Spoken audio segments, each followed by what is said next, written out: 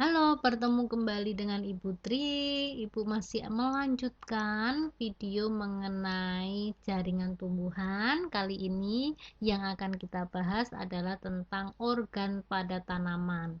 Ya, seperti yang kita ketahui, tanaman itu memiliki organ-organ di dalamnya untuk menunjang kehidupannya.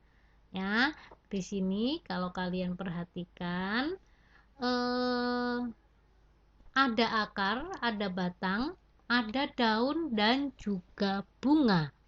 Ya, akar, batang, daun, bunga. Ini adalah organ-organ tumbuhan. Kemudian nanti kalau misalnya ada organ yang lain, maksudnya yang bukan termasuk akar, batang, daun, bunga, berarti itu adalah modifikasi ya atau kombinasi dari bagian pokok tanaman tersebut.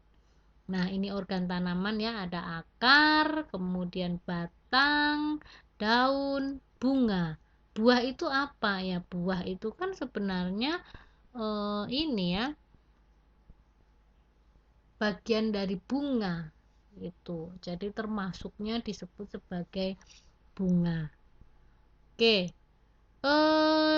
Di sini Ibu tampilkan penjelasan mengenai perbedaan tanaman dikotil dan monokotil.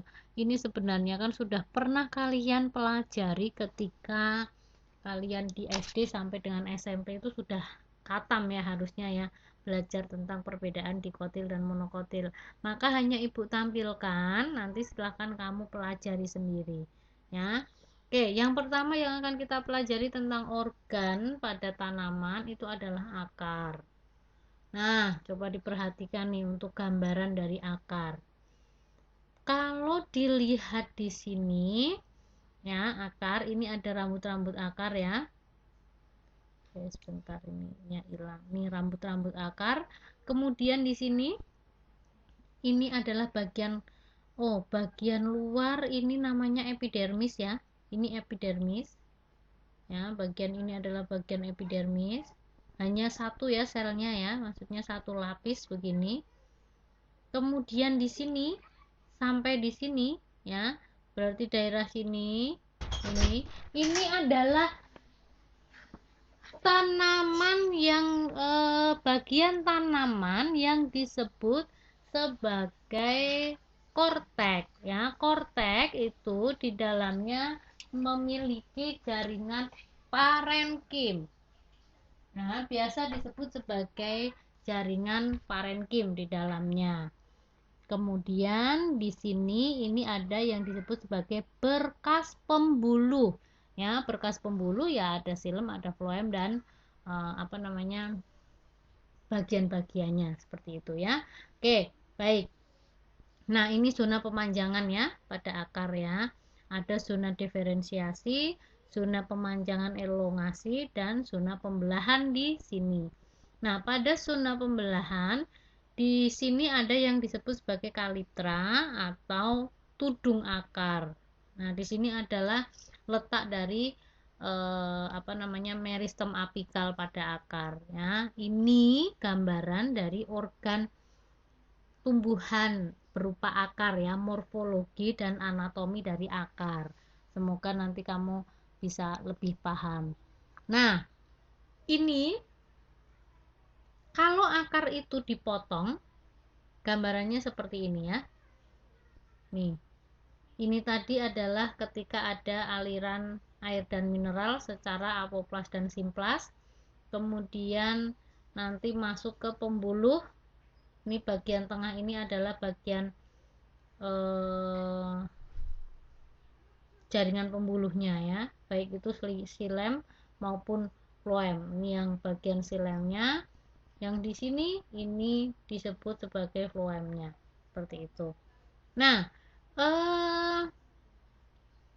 kalau kalian perhatikan di sini yang tadi Ibu sebutkan, ini adalah bagian epidermis ya. Kemudian di sini ini adalah sel-sel parenkimnya. Ini bagian endodermis ya.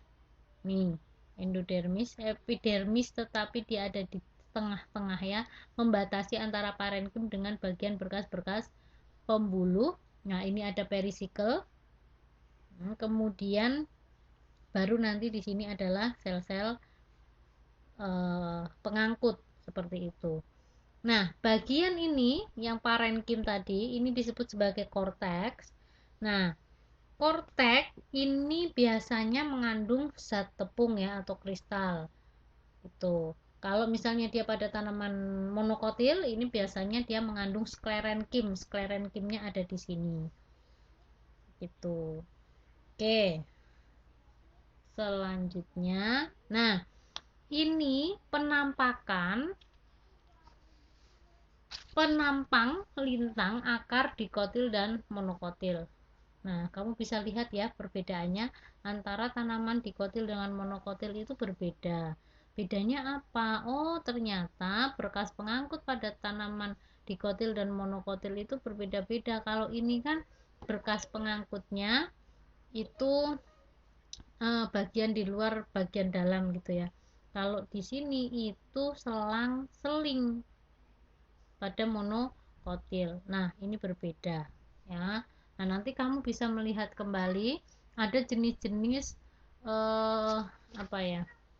Namanya itu berkas pengangkut letak ya. Dilihat dari letaknya itu ternyata berkas pengangkut itu macam-macam. Nah, nanti bisa kamu cari kira-kira apa saja seperti itu. Ya. Oke, berarti kalau ini adalah tanaman dikotil ya, bukan. Kalau tanaman monokotil kan dia selang-seling. Kalau seperti ini berarti tanaman dikotil. Baik, itu tentang akar. Kemudian ini adalah beberapa modifikasi dari akar. Nah, akar bisa sebagai tempat penimbun padi, misalnya pada kentang, kemudian pada ini apa umbi apa ini wortel ya, seperti itu. Kemudian bisa sebagai mikorhiza. Kalau mikorhiza berarti dia ada simbiosis ya dengan jamur. Kemudian ada akar udara. Nah, kemudian ini ada akar nafas ya, misalnya pada tanaman bakau. Oke, yang kedua yaitu batang. Batang itu apa sih? Batang itu adalah bagian tumbuhan yang berada di permukaan tanah. Jadi bukan di dalam tanah. Kalau akar kan di dalam. Kalau batang itu di permukaan. Nah, batang itu berfungsi sebagai tempat duduk daun. Kemudian tempat lintasan air mineral. Jadi dia mengalirkan ya. Seperti itu karena di dalamnya memang ada jaringan pembuluh angkutnya. Nah, ini adalah morfologi dari akar. Ya, kamu perhatikan. Di sini ada kuncup terminal. Kemudian ini ada kuncup aksial. Nah, ini bagian batang kalau di sini. Nah, ini kuncup bunga. Tuh ya. Ini nodusnya. Nodus itu apa ya? Ini kayak ini loh. Ruas ya, nodus kayak ruas seperti itu. Kemudian ada juga kalau misalnya tanaman ada yang memiliki lentisel. Lentisel itu modifikasi dari epidermis ya kemarin seperti itu. Nah, ini gambaran dari batang. Kemudian kalau dilihat dari anatominya, kalau tadi morfologi, sekarang anatomi. Ini batang pada tanaman monokotil, kalau ini tanaman dikotil. Pada tanaman monokotil itu berkas pengangkutnya, bundel berkas pengangkutnya ini tersebar. Ini ya. Jadi di sini seperti ini ada xilem, ada floemnya. Yang kecil ini xilem, yang gede itu floem. Nah, jadi ini satu bundel xilem floem, satu bundel xilem floem dan seterusnya. Nah, ini adalah sel-sel parenkimnya ada di sini epidermisnya. Seperti itu, ya. Oke, kemudian kalau pada tanaman dikotil ini bentuknya berbeda dari monokotil, ya, dia melingkar. Nah, kamu bisa perhatikan di sini ini ada yang namanya epidermis, kemudian ada kambium. Nah, di sini adalah sel-sel parenkim. Nah, ini berkas pengangkutnya ada di sini ya. Ini kambium gabus, kalau ini adalah kambium yang sebenarnya. Di sini ada phloem ya. Nih. Kemudian di sini ini ada silemnya ya. Nih. Seperti itu. Oke. Nah, ini gambaran yang lainnya ya. Nih, ini ada epidermis, kemudian ini tadi ada bagian bundel vaskulernya ya. Ini parenkimnya. Seperti itu. Nah, ini beberapa modifikasi dari batang ya. Kalau batang itu bisa misalnya nih pada stroberi ya. Nih, dia bisa bercabang-cabang seperti ini, nanti dia bisa membentuk tunas yang baru. Nah, pada tanaman kentang, oh iya, kentang itu umbinya itu modifikasi dari batang ya, bukan modifikasi dari akar. Modifikasi akar itu contohnya pada ketela, kemudian pada wortel tadi ya, jadi berbeda. Nah, kemudian ini misalnya pada ini apa namanya, bawang, atau pada rizoma. Rizoma itu misalnya rimpang-rimpangan ya, jahe seperti itu modifikasi dari batangnya. Baik, ini daun ya, yang ketiga daun. Nah, untuk daun tadi sempat ibu sudah sampaikan di video sebelumnya, ini adalah daun tanaman dikotil, ini daun tanaman monokotil. Mudah ya membedakan antara mana daun dikotil, mana daun monokotil. Daun dikotil, nah ini epidermis ya, satu lapis. Kemudian paling luar ini biasanya adalah jaringan lilin, bukan jaringan, maksudnya lapisan lilin ya, atau kutikula. Nah, kemudian di sini ada yang namanya palisade. Nah, ini palisade. Ini merupakan parenkim ya, ini parenkim. Ini bunga karang, ini juga parenkim, bunga karang. Nah, ini bisa dipakai untuk fotosintesis bagian palisadenya. Kemudian bunga karangnya untuk menyimpan hasil fotosintesis sementara. Ini ada bundel pengangkutnya. Nah, bundel pengangkut ini nanti fungsinya untuk mengangkut hasil fotosintesis atau mengantarkan air dan mineral dari hasil penyerapan akar. Kemudian ini monokotil. Monokotil hampir sama ya dengan dikotil. Oh ya, sebelum ke monokotil di sini juga ada ini ya, apa namanya, stomata. Nah, stomata tadi seperti yang sudah disampaikan untuk keluar masuknya gas, untuk transpirasi gitu ya. Kemudian beralih ke monokotil. Untuk tanaman monokotil ini ada silem, ada phloem, berarti ini adalah berkas pengangkutnya. Ini di sini ada epidermis. Di sini ini jaringan parenkimnya adalah parenkim bunga karang ya, mesofil, disebut mesofil. Tidak ada palisade pada monokotil. Ya, jaringan tiangnya nggak ada.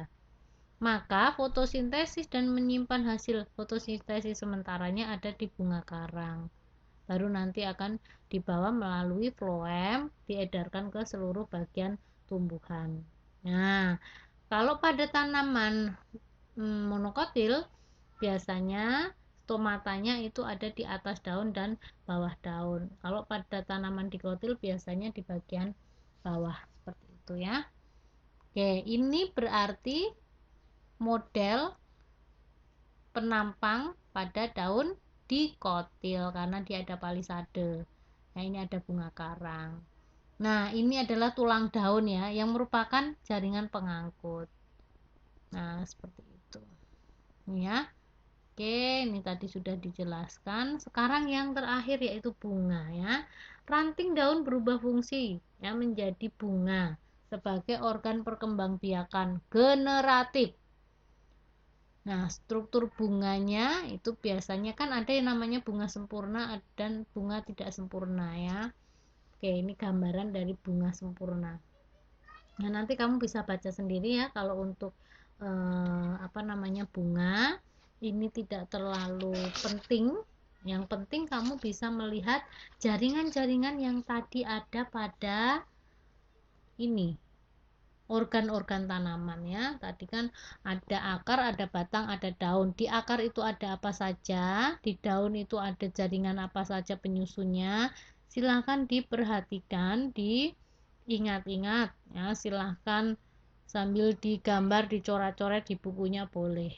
Baik, semoga video yang Ibu berikan ini membantu ya. Sudah cukup selesai untuk materi tentang jaringan tumbuhan. Tadi Ibu sudah menjelaskan mulai dari jenis-jenis jaringannya, kemudian letaknya pada organ-organ seperti apa. Terima kasih, semoga membantu. Salam sehat selalu.